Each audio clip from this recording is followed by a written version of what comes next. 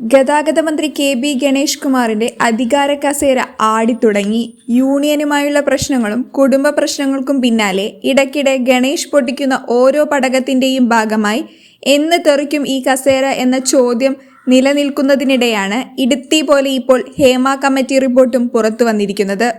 Cinema മേഖലയിലെ വനിതകൾ നേരിടുന്ന പ്രശ്നങ്ങൾ സംബന്ധിച്ച് തയ്യാറാക്കിയ ഹേമ കമ്മിറ്റി റിപ്പോർട്ടിൽ മന്ത്രി ഗണേഷ് കുമാറിനെതിരായ പരാമർശം സംബന്ധിച്ച് കേസ് എടുക്കണമെന്ന പരാതിയിൽ ആവശ്യമായ നടപടിക്ക് നിർദ്ദേശം നൽകിയിരിക്കുകയാണ് DGP. യൂത്ത് കോൺഗ്രസ് സംസ്ഥാന വൈസ് പ്രസിഡന്റ് അബിൻ വർഗി നൽകിയ പരാതിയിലാണ് നടപടി. 136 പേജിൽ മന്ത്രിയെക്കുറിച്ച് പരാമർശമുണ്ടെന്നും അന്വേഷണം വേണമെന്നുമായിരുന്നു ആവശ്യം.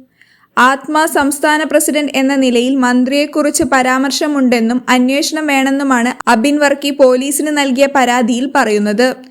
ഈ പരാതിയുടെ അടിസ്ഥാനത്തിലാണ് ആവശ്യമായ നടപടിക്ക് DGP ശുപാർശ നൽകിയിരിക്കുന്നത്. അതേസമയം ഹേമ കമ്മീഷൻ റിപ്പോർട്ടിൽ സാംസ്കാരിക വകുപ്പും സർക്കാരും ആവശ്യമായ നടപടി സ്വീകരിക്കുമെന്നും ഇതിൽ ഗതാഗത മന്ത്രിക്ക് കാര്യമില്ലെന്നുമായിരുന്നു ഗണേഷ് കുമാർ കഴിഞ്ഞ ദിവസം പ്രതികരിച്ചത്. റിപ്പോർട്ട് പുറത്തു വന്നത് നല്ലതാണ്. അവസരങ്ങൾ ലഭിക്കുന്നതിന് വിട്ടുവീഴ്ച ചെയ്യണമെന്നൊക്കെ പണ്ടേ കേൾക്കുന്നതാണ്. എന്നോട് ആരും പരാതി പറഞ്ഞിട്ടില്ല. പറഞ്ഞാൽ അന്നേരം പ്രതികരിക്കും. നമ്മൾ എന്തിനാണ് ആവശ്യമില്ലാത്ത കാര്യങ്ങൾ ഊഹിക്കുന്നത്? ആളുകളെ ആക്ഷേപിക്കുന്നതിന് തയ്യാറല്ല. സാംസ്കാരിക മന്ത്രി കൃത്യമായ മറുപടി പറഞ്ഞിട്ടുണ്ട്. അദ്ദേഹം നടപടി സ്വീകരിക്കുമെന്ന് ഉറപ്പുമുണ്ട്. സിനിമാ മേഖലയിൽ എല്ലാം ശരിയാണെന്ന അഭിപ്രായമില്ല. അറിയാത്ത കാര്യങ്ങളെക്കുറിച്ച് പറയാനാകില്ല. എന്തെങ്കിലും പറഞ്ഞ് വിവാദത്തിനുമില്ല. ചില കാര്യങ്ങൾ മാത്രം ഹൈലൈറ്റ് ചെയ്ത് ചാടേണ്ട എന്നായിരുന്നു ഗണേഷ് കുമാർ പറഞ്ഞത്.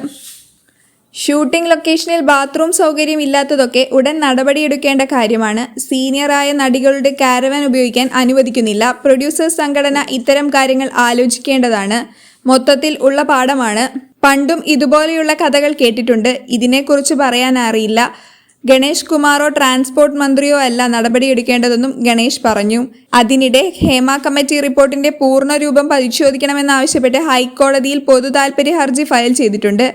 എഡിറ്റ് ചെയ്യാത്ത റിപ്പോർട്ടിന്മേലുള്ള ലൈംഗിക പീഡന പരാമർശങ്ങൾ ക്രിമിനൽ നടപടികൾ ആരംഭിക്കാൻ സംസ്ഥാന പോലീസ് മേധാവിക്ക് നിർദ്ദേശം നൽകുമെന്നും ആവശ്യപ്പെട്ടാണ് ഹർജി.